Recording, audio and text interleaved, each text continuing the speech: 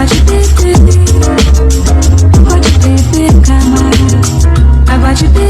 vai morar no IML, você tá postando embaixo, de olho com F. Ensinando você quer, você vai morar no IML, você tá postando embaixo, de olho com F. Ensinando você quer, fazer tiro na cara da bitch, foda-se essa bitch, eu não ligo pra minha. Kenalkan, nama saya Nur Anissa Rahman, saya dari jurusan Ilmu Komunikasi dari Fakultas Dakwah dan Komunikasi. Oke, baiklah, perkenalkan, nama saya Lodimor Amran, biasa dipanggil Amran, saya dari Fakultas Kedokteran dan Ilmu Kesehatan, Universitas Islam Al-Azhar Makassar. Perkenalkan, nama saya Yip dari jurusan Hadis Fakultas Psikologi dan Kesehatan dari Universitas Islam Negeri Al-Azhar. Baik, perkenalkan, nama saya Muhammad Ismail Sarita dari jurusan Kesehatan Masyarakat Fakultas Kedokteran dan Ilmu Kesehatan UIN Alauddin Makassar.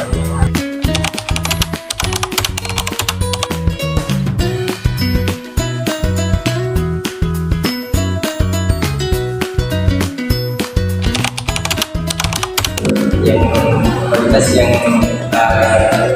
potensi yang signifikan pada saya sendiri itu yang pertama yang sampai saat ini saya rasakan mungkin salah satu itu kepercayaan diri yang memang yang harus betul-betul saya miliki, dan itu sudah menjadi potensi dasar pada saya. Jadi seperti itu. Yang paling saya sukai dari diri saya adalah sebuah kepercayaan diri. Ada kualitas sendiri. Juga kalau orang dalam diri kita sendiri, menurut saya kualitas dalam diri seseorang itu cuma bisa dinilai oleh orang lain terhadap kita. Jadi menurut saya kualitas diri saya yang sebenarnya itu kualitas saya tidak pernah menilai kualitas diri saya tidak, tapi saya lebih menilai bahwa orang menilai saya baik itu baru kualitas diri saya. Baru saya bisa mengatakan kualitas diri saya ketika orang telah menilai saya. Kepribadian saya banggakan itu mungkin lebih keras kepala, tapi keras kepala saya ini bagaimana saya mempertahankan jika ada yang menurut saya benar, saya akan selalu mengatakan bahwa itu benar sampai ada orang yang bisa memecahkan bahwa itu salah. Saya tipikal orang yang gampang kecewa karena terlalu berlebihan ketika berharap. Itu adalah salah satu hal yang ingin saya ubah.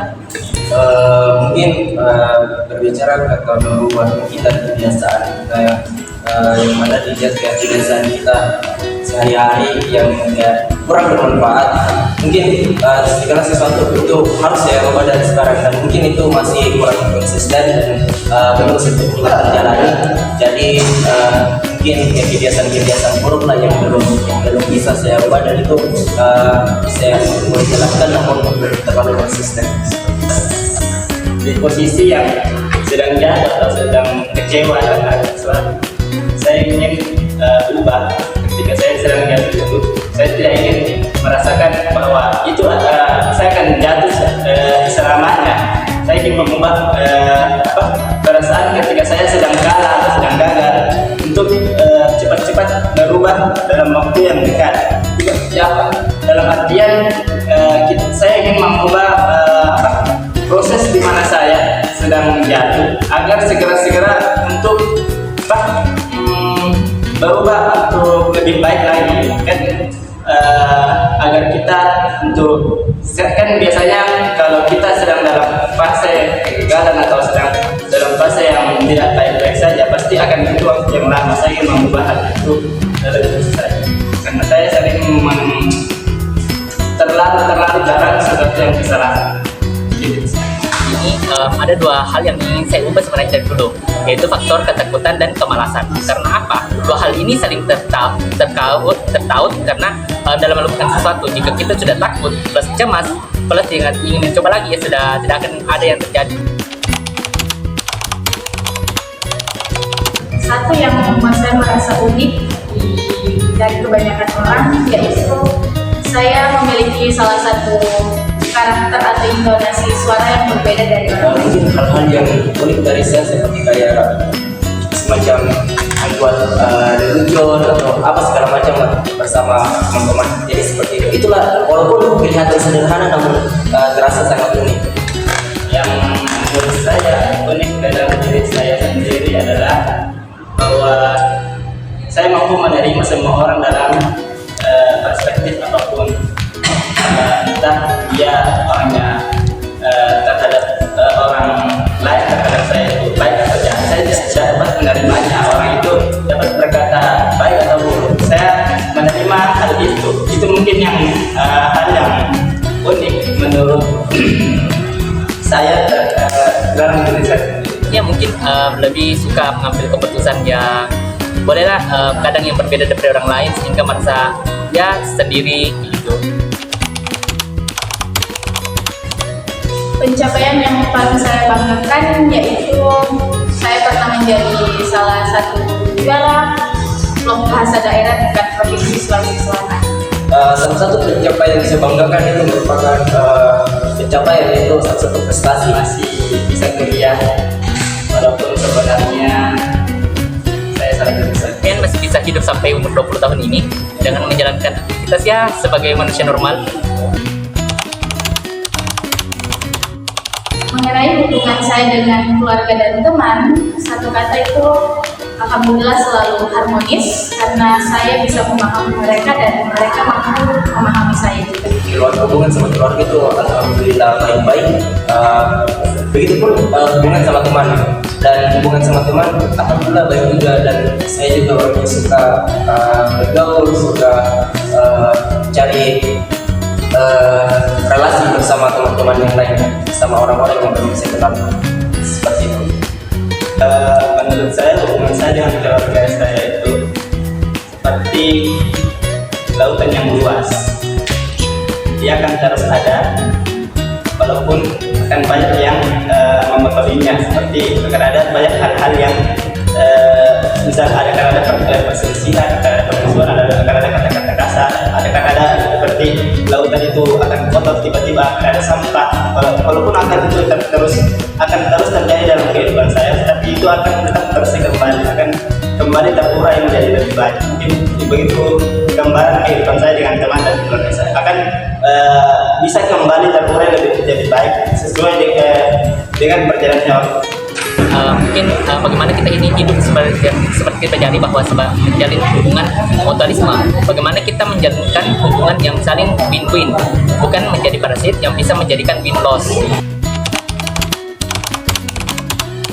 Yang saya sampaikan kepada orang lain, yang pertama bahwa saya adalah tipikal orang yang gemar bercerita dan saya adalah tipikal orang yang gemar bersosialisasi dengan orang banyak.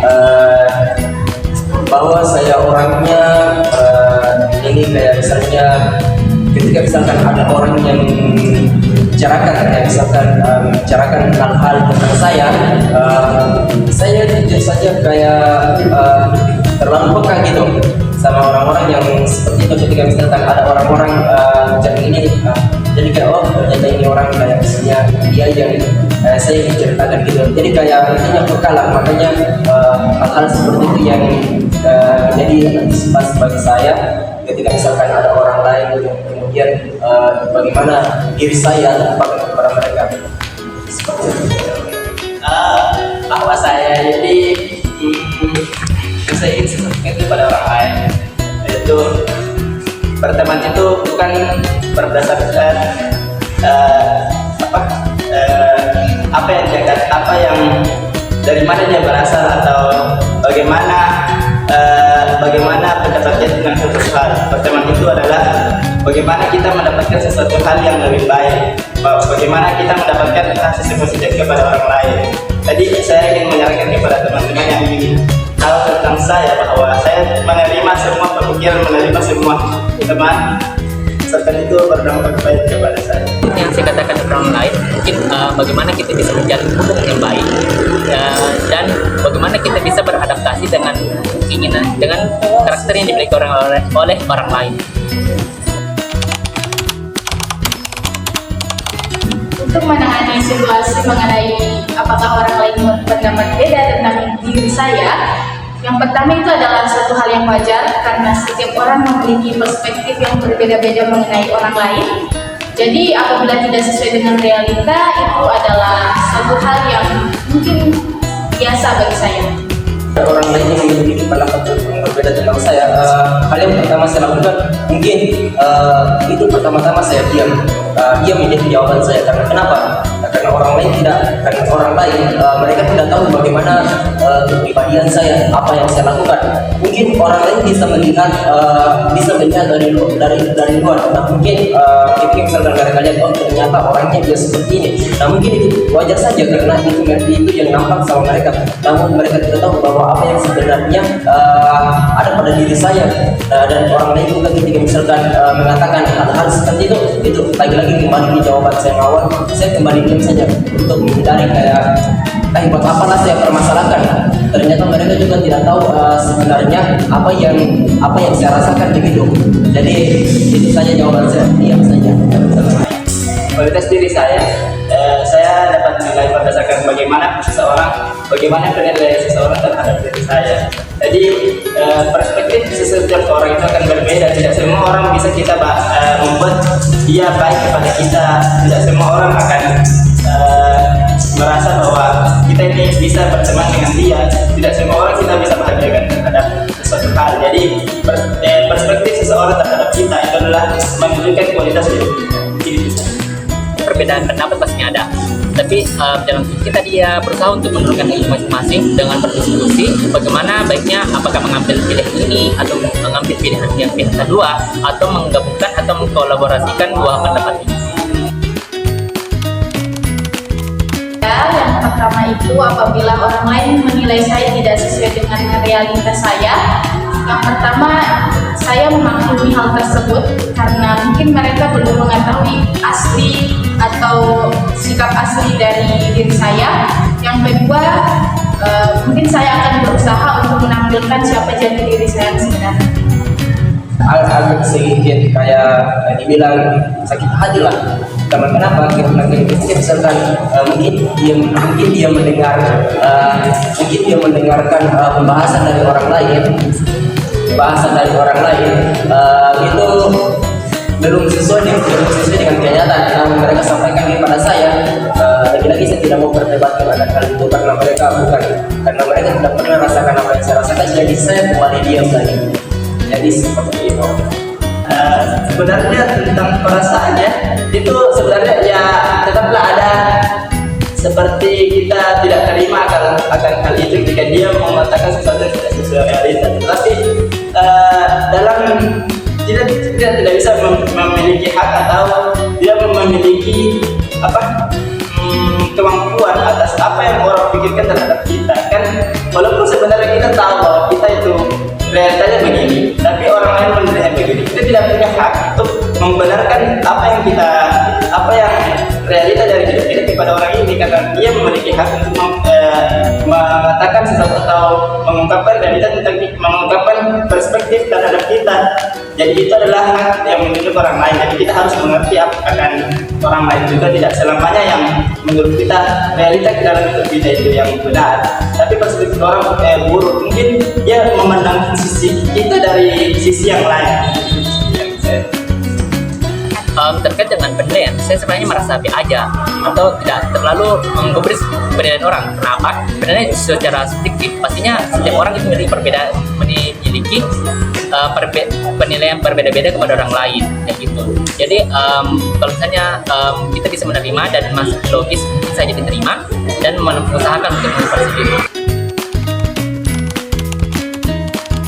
Baik, adapun 3 level yang menandakan diri saya yaitu ceria, percaya diri, dan bertekad.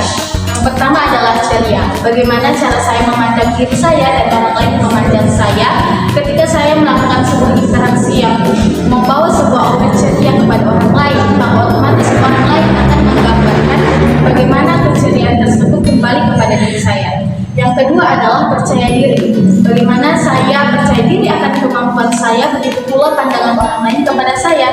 Ketika saya mengajak orang lain berkomunikasi dengan enjoy, maka orang lain akan memandang saya dengan seperti itu. Selanjutnya adalah bertekad. Saya adalah salah satu orang yang gemar sekali melakukan sebuah tindakan yang diawali dengan niat, dan niat tersebut harus tercapai. Dengan hal ini saya adalah orang yang bertekad dan selalu bersemangat dalam apapun. Pertama semangat.